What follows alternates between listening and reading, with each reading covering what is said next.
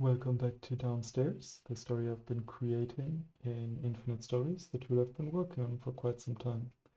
For everyone looking into this after seeing a previous episode, you will notice one of the greater features of the tool that I could just change whatever I wanted about the design. So now I have a new background, the font is slightly changed, and the sidebar is just completely gone and I can focus fully on reading. I'm also working on an image feature. It's not fully done yet, but this is how it could potentially look like, that you have for a chapter or maybe a story an image generated at the top left, or that you can just upload so you have something to focus on. But let's jump right in. Uh, we were in the downstairs stories, which is a family moves into a Victorian home and finds a locked basement door that no key can open. When it finally does, every night becomes a battle to survive whatever lies in the dark beneath the floorboards. The story follows Elise, the youngest, in the family of four. And previously we went down the left path. I try the doorknob again. And this is the great part about this tool, that you can just choose what you want to do and it generates whatever you need further. So now we'll try going to the other part. So let's jump in. The old Victorian house loomed, its darkened windows like vacant eyes staring into the twilight. Elise clutched her mother's hand, the worn wood of the banister cool beneath her own small fingers. Dust motes danced in the faint shafts of light piercing the gloom, a silent testament to years of neglect. A heavy, ornate door, unlike any other in the house, was set into the wall at the end of the hall. It was locked, stubbornly so, and no key they possessed seemed to fit its ancient tumblers. Her father, usually so confident, had finally given up, muttering about it being a relic of previous owners. A chill, unrelated to the evening air, sneaked down Elise's spine as she stared at the dark wood, a sense of unease settling deep within her. And this time I asked my brother about the door. My older brother Leo was fiddling with a loose floorboard near the mysterious door, his brow furrowed in concentration. "Did you try this one?" he asked, his voice muffled by the wood he was prying at. He gestured vaguely towards the locked door with his chin. A faint scratching sound, like tiny claws on stone, seemed to emanate from behind it, though Leo appeared not to notice.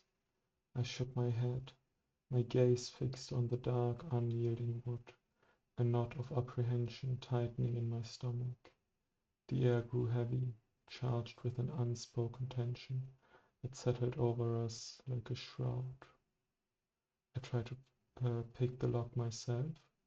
I asked my mother about the door. Oh, maybe we should ask everyone in the family. My mother Sarah knelt beside me, her eyes mirroring the same apprehension I felt. "What is it, sweetie?" she whispered, her voice a little shaky. I pointed a trembling finger at the ornate door. "What's behind it, Mama?" Her gaze followed mine, and a flicker of something unreadable crossed her face before she forced a smile.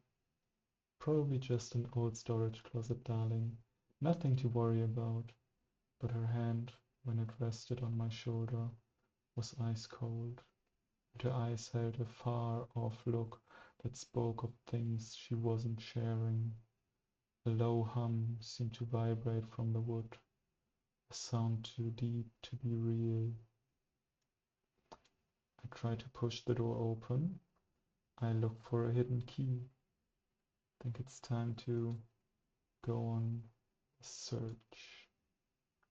My fingers traced the intricate carvings on the door, searching for any seam or hidden latch.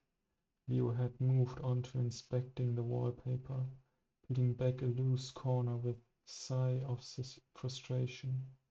I felt a peculiar warmth emanating from a small, almost invisible indentation near the handle. Pressing it, I heard a faint click, and the heavy door creaked inwards a fraction of an inch, revealing not darkness, but a dim, phosphor phosphorescent glow. A scent, both sweet and purid, wafted out, making my stomach churn. My mother gasped behind me, snapped my attention away from the tantalizing darkness. I pushed the door open further, or I slammed the door shut. Since last time we went downstairs, I think I pushed. No, actually, I slammed the door shut. The sudden click echoed in the oppressive silence. With a desperate surge of adrenaline, I slammed the ornate door shut. The heavy wood groaned in protest, then settled back into its locked state with a final, decisive thud. My heart hammered against my ribs, a frantic drumbeat against the encroaching dread. Leo rushed to my side, his eyes wide with alarm, while my mother stumbled back, her hand flying to her mouth.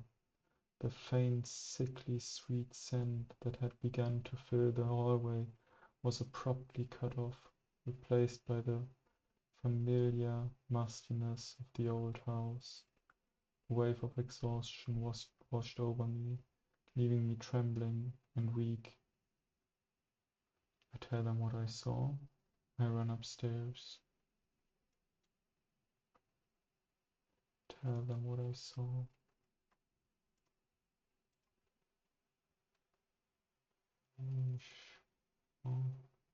The horror in this voice is palpable. Something like this. My voice trembled as I recounted the faint glow and the strange cloying smell, my eyes darting towards the now silent door.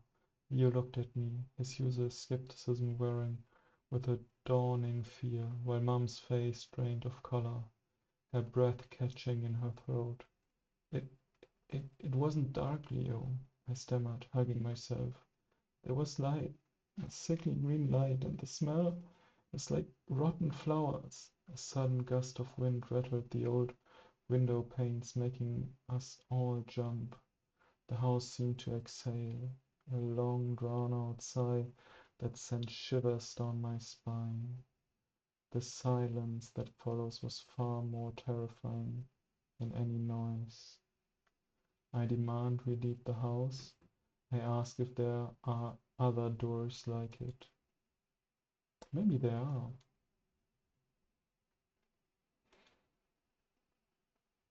My voice, barely a whisper, asked the question that had been gnawing at me since the door had momentarily yielded its secrets. Are there any doors like that in the house? Leo, his face still pale, scanned the hallway, his eyes lingering on the faded wallpaper and the shadows that clung to the corners. Mom, her composure slowly returning, shook her head, her gaze fixed on the now unyielding wood. Not that I've seen, darling. This one is peculiar. A faint creaking sound, seemingly from the floor above, made us all jump. The house felt like it was holding its breath, waiting. I tried to open the door again. We explore the rest of the house. Think we will explore the rest of the house. We decided to leave the mysterious door for now, explore the rest of the house, a decision made more out of a desire to escape the oppressive atmosphere than genuine curiosity. The upstairs held more of the same, faded grandeur, cobwebs, and an unnerving silence. Each room felt heavy with unspoken history, the portraits on the walls seeming to watch us with judgmental eyes. Leo found a dusty old music box in one of the bedrooms, but its tinkling melody was discordant and unsettling, ending abruptly with a jarring clang. Mom kept glancing back towards the hallway, her anxiety a palpable present. As dusk deepened, the shadows in the house seemed to stretch and writhe, hinting at things unseen. We go back to the locked door. We try to leave the house. Ooh, I think we can try to leave the house, but I'm sure that they can't leave the house. All doors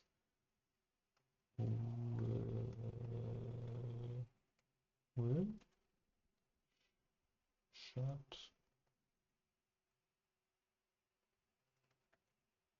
and the only door that is being opened, the oak door.